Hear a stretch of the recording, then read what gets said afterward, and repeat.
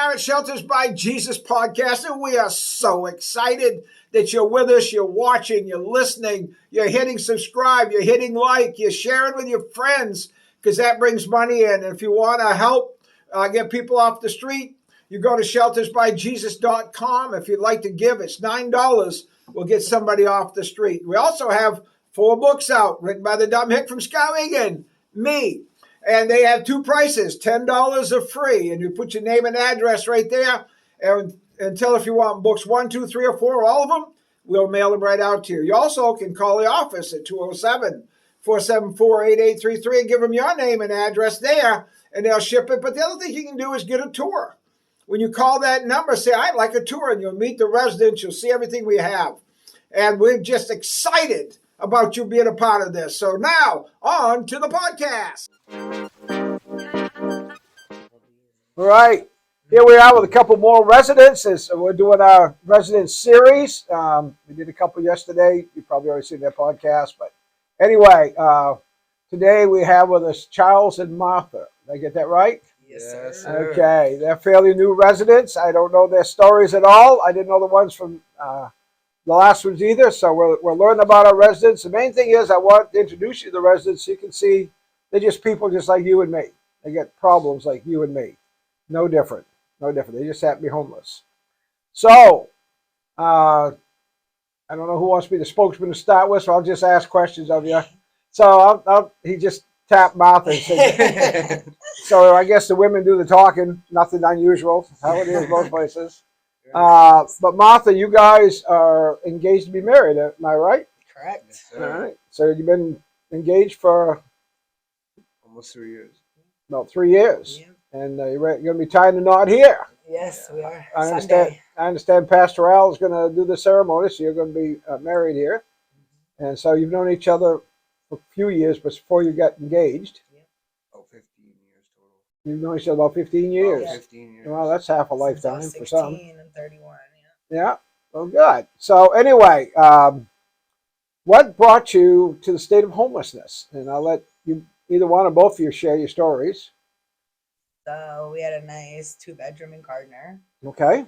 Rent was $1,300 a month, but I was waitressing at Applebee's in Waterville. Mm-hmm. My health started getting bad. One of my kidneys was only functioning 30%. Oh. So the doctors put me on restriction, and I could only work so many hours. I ended up missing a few days in my health. I ended up getting pregnant. And so the doctor put me on leave. Okay. We ended up being 11 days late for rent. Oh. So we put the $50 fee in there, and it was out of 11 months out of our 12-year lease. So the following month, she would have had to return all our, we paid double deposit first month, last month. Right. So she did not accept our payments. She didn't? No, because the next month we would have been up on our lease. And I'm guessing, I've never went through this with the landlord, but I'm guessing so she didn't have to give me back all my money. She didn't accept it, even though we paid the late fee and everything. She mailed the check back to us. And we went through the process. It was a very, very strict place. It was a trailer park home. And, okay. Yeah, we didn't really even have much rights because they said if it was over 3 days late, we signed it that they could either take it or deny it. Really? So they denied it. So that was in the contract, and they come back and bit you right on the butt. Yes. Yeah. And we thought it would have been okay because one other time before that we were late, and as long as we paid the fee, she took it. She took it, right? Yeah. This time we wasn't so lucky. So you went from there to here? No. Nope. No. So we went from there. We went to my family's house, which it's button heads with family and stuff. So we couldn't really stay there that long. We ended up staying there a few months, and then we went out into stayed in our van for a while. For a few months. That must have been fun. Yeah, it was a struggle, Yikes. Bouncing around. So where did you stay with your van? I mean, so the van that we purchased off a family member ended up being so rusted underneath, we couldn't get a sticker, and it was too much to fix it. We stayed in the garage of his parents' house. Yeah. So then okay, so you were in the van in a garage? Yeah. Wow. After it broke down, yeah. Wow. So, yeah. I was working at TOGIS through ARIS. It's a veteran-client-based program. Okay. and I was taking care of his father. But his father set in his ways and just super, I guess, old fashioned, or not even old fashioned. It's just all about him. It's kind of Yeah. sick. Yeah. So things that they went downhill. Yes. They escalated in a bad direction. Progressively. Yeah. I had been, I had a problem with addiction. And I had been sober for over 7 years. And Wow. it kind of brought me out, and I had a relapse. Oh, okay. Which was not good because his family, none of them understand any of that. Yep. And it kind of just went downhill from there. I ran off for a month, maybe. I got back on my feet and decided, yeah, it wasn't worth it. Everything I just worked so hard for 7 years of sobriety. Yep. It doesn't take long to lose it, does it? Oh my goodness, no, not at all. It's very precarious. Addiction is. So, how did you end up here? My brother went through a psychosis over the summer, and my parents and my brother share a home that they own. My parents ended up here this summer. My mom was praying to God every day. Really? Yeah, and they lived in Madison for 5 years, and we never knew like about this place or anything. And Okay. somebody had told my parents, and it was just like a gift from God because the struggle. They were older, they were sleeping in their car, stressing about my brother, and somehow ended up here. And my parents have been ranting and raving and talking so highly of this place since then. Really? So I got a hold of my parents and told them about the relapse and all that, and they came and got me. And I went to their house and got better, and then told me about here and wanted me to call and said it would be my first step to getting back on track. It's like, because we're Christian and yeah, try to get back on the stable and turn to God as an adult because I haven't. When I was younger, it was real big. I thought maybe this time, if I tried it a little different, I could go longer than 7 years into a lifetime. There you go. Well, you So tie in with God, you can do it. Yeah, so we separated for a little while while she went to her mom's Yep. dad's. Yep. I'm on SSI for ADHD and anxiety. So like I was blowing my check on cheap hotels just to get by, so she could get better. You know what I'm saying? Right. And then she, like she said, she came to the point where we needed to do something to make a change. And Yep. heard more good things about this place, and here we are. Went the door, and Usually I go back to work. Like, obviously I was working. I always had a job. But right after, I realized my parents were scared that if I went right back to like a restaurant and was making all that good money, and everyone knows drugs are everywhere. If you want them, you're gonna find them. I don't want them, but Yep. I just exclude myself all from that area. Yep. So a new beginning, new start. This way. You need a fresh start. Yeah. You need to get away. Absolutely. change. Well, this place has worked like a bridge for a lot of people, thousands over the years. So I hope that works that way for you. Yeah. So how have you found Shelters by Jesus since you've been here? It's Amazing. I mean, food, clothes, shower. I mean, even the church, like the routine. Getting us integrated back into life and normalcy. Yep. Making us feel like people again. Everyone makes you feel like a person here. It's been great so far. It's helpful, and and we found our marriage that we felt like it was time for that. Oh, yeah. Well, that's a good thing. That's part of getting back with God. It's we want to be whole. Yeah. I guess we had a child out of wedlock. Okay. Some of the family wasn't too impressed with. Yep. Well, if he was raised in a Christian family, that would turn a head or two. Yeah, Right. a couple. Yeah, a couple. Yeah. Yeah. So how old is your child now? 16 months. 16 months. And we also have an 8-year-old, 11-year-old, and a 15-year-old. Which his was from his previous. Yeah, marriage. I have previous. Okay, they're not with you two. No, So- not right now. Just while we're here. No, I'm saying it wasn't by you Right. guys together. No. It's not yours together. So yours from a former marriage. Yes, Yes. sir. All right. And so where's your 16-month-old? With your parents? Grandparents. Yeah. Grandparents. Look, hair parents, but grandparents. You're right. That's what I meant. Yeah, I didn't mean I I didn't mean the baby's parents. I know who they are. Right, yeah. So the baby's in a safe place then. Yes. That's the main thing. All right. Absolutely. We just didn't know what kind of. We've never been to a setting like this, It's a so not family. sure if it was like family orientated or Yep. if there was, any Yeah. people that were sicker. you know? Absolutely. Absolutely. And he was premature. He came out at 6 months, so I didn't want him. Like sicknesses go around. I They don't want do. him in a day. I don't want him in a daycare. I don't want him in anything like that. Yeah. No, I understand. I understand. But we're gonna have a couple here this weekend. Good. So you have, obviously, from what I'm hearing, is you don't have a problem going to the church services that are part of your contract. No way. Oh, they're great. We actually, in Gardner, at the end of it, he went to a childhood church. Was a little different. It was, Okay. super intense and stuff, but it was something we needed. It was at the end of it in Gardner, and we knew, and we just turned to God, and there was a beautiful church across the street from our house, so we Yeah. started going all the time. Well, that's a good thing. And yeah, and that's what made us decide to come back around family and admit my stuff and come one with it, I guess. Well, all right. You know, That's good. they helped Alright. us a lot. All right. So, what are your plans for the future? What would you like to be able to do? I'll get housing. You I know, want a get career. stable place. You want a career? I want a career. What would I you don't like mind to have for waitressing and stuff on the side, but like I want a base down career, Monday to Friday. regular everyday job? Yeah. Yeah.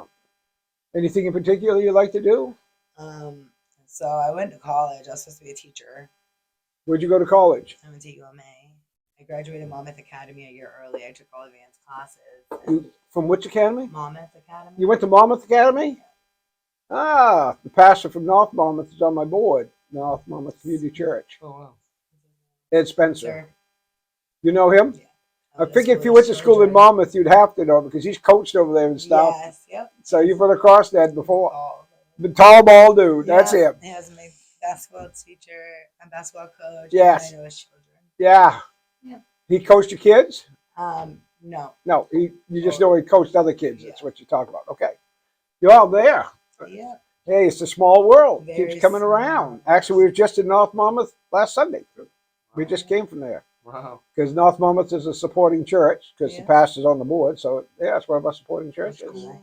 I Yeah. love Monmouth. I love the theater. It's great. Small town living. Monmouth it seems like a nice place. I've never lived there, but I know people that are there, and the people I know are really nice people. Very kind. They're big-hearted. Yes. The church is a giving church, man. They support us It's beautiful. like crazy. They were the ones that loaned us the first trailer to go on the road with. We was using theirs before we bought this one. Really? Yeah, cool. that's what we was using. So, That's where I was brought up. I was telling him, I remember like our when the basketball coach, she had horses, and in the winter during February vacation, she would ride her horse, and we'd all be jogging next door. really? Yeah. All Like you right. don't see this every day because I moved from Augusta. So Yes. go from Augusta So you into horses? Or you just happen to run beside one?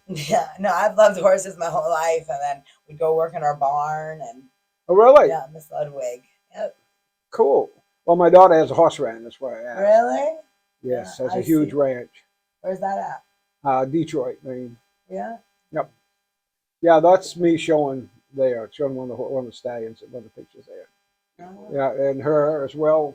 That's her on the other end over there. Yeah. Oh yeah. That's her. Nice. Yeah, So- Small world. yeah. Maybe someday you'd like to go out to see the farm. Yeah, that'd be amazing. That'd be great. Yeah, we can Yeah. do that sometime. And like we worked on the farms when we were younger, like grabbing the hay, and they. Yeah, cool. Yeah. Now we got people watch this. I'm gonna ask you a question. I asked most of them on here. It costs $9 a month to get somebody off the street here with our budget, which we don't have a budget, but we figured out that's what we ends up in the year, about $9 a person. So, would you recommend anybody willing to donate $9 a month to this ministry? Do you think it's a worthwhile ministry? Oh yes. Yeah, wicked worth it. Very helpful. 1000%. And you never know if you're going to be that person. Because I never thought in a million years. They have Nice. the case managers that come here to help too, and the staff's great, it's uplifting. Very uplifting. Awesome. And you don't go hungry, and you get your hygiene if you need some. If you want it, the help's here. Sure. Good. So the food, how do you like the food, Ian? Good. Yeah. Just like better food we than eat at thought. home. Yeah. Yeah, just like home cooking. Home cooking. Yeah. Pretty Yeah, close. yeah, our guys look like home cooks. Bunch of housewives, right? That's right. Those are the housewives. Yeah, they do a good job. Absolutely. Yeah. So before I end my podcast, is there anything you would like to say that's on your heart you'd like people to know about you and homelessness, or where you want to go, period, or something you'd like to have people know about you? Just stay strong. The struggle's real. If you need help, just reach out, because the help is there. You know, whether it's in front of you or not. If you look and reach out for it, it'll be there for you. Okay. You got anything you want to say, Martha? I'm blessed to be here. I never thought that a shelter could be so big-hearted and kind. I feel safe and respected here. Those are two good terms, especially for ladies. Yeah, absolutely. For the ladies. Yeah, she has a hard time with that too. With like trusting. You know? Well, most ladies do. I went into a store. Yeah. I went into a store and got brutally sexually assaulted in the bus stop. Really? And like I got brought up, you don't have, sex. There was no such thing as sex. Like you make love with the person. Yep. That So when that happened to me, I had a really, really. So it's that affected you. Of course, it would affect you. And like I'm so glad like I have a lock on my door in my bedroom. And, Yeah. And it did that. So nice. So here you're safe. Yeah. Yeah. And that's new to me. Well, I'll tell you, we get the guys around here. If anybody tries to bother one of the women or the kids, I feel sorry for the guy that tries it, because these guys will defend the women and kids here. Yeah, Yeah. that's how it Big should time. be. That's how it should be. They look out for them. They love the kids here. I mean, Yeah. the kids have a ball here. They hate to leave. They run it. They do. That's how it should be. We've had kids leave and cry and screaming when the parents try to take them away. They didn't want to go. We want to go with. We want to see Uncle or Auntie or whatever, because they spend time with them, they play with them, and all of that. So they feel safe with them. yes, they do. Like a my lot. first night here, I put stuff up against my door and stuff. Like Yeah, you don't have to worry. no, Nobody's going to bother you. No. It's nice. Oh, good. Well, I'm Thank glad you. you guys are moving forward. Congratulations on going to get married Sunday. Thank you. That's yeah. a real good move for We're you. super excited. Yeah. So there won't be any more babies that aren't in a married situation, so your parents can say, "Well, my daughter's married now." Yeah. All right. They were just talking to us about it yesterday. We ain't got to kill Charles now. Right, that's what my dad was saying. I was scared about that. her parents are scary. Well, thank you for being on my podcast. We appreciate it. Thank you for We're having gonna us. subscribe too. Yes. We're gonna subscribe to it. Awesome. More subscribers. Awesome. Tell Yeah, just everybody about it. go on, hit subscribe and like it, and share it with everybody. Yeah. And that's what we ask all you watching to do. Hit subscribe, hit like, hit share with your people. Let this go out. There's more folks just like Charles and Martha and all the rest of it on my podcast trying to get their lives better. And they're going to be better. I haven't been through here, and they make it through here because of folks like you that are supportive of us in different ways, giving stuff, finances, whatever you give. We're thankful. And until my next podcast, y'all come back now here. Thank you. All right, guys. Thank you. Thank you, Barry.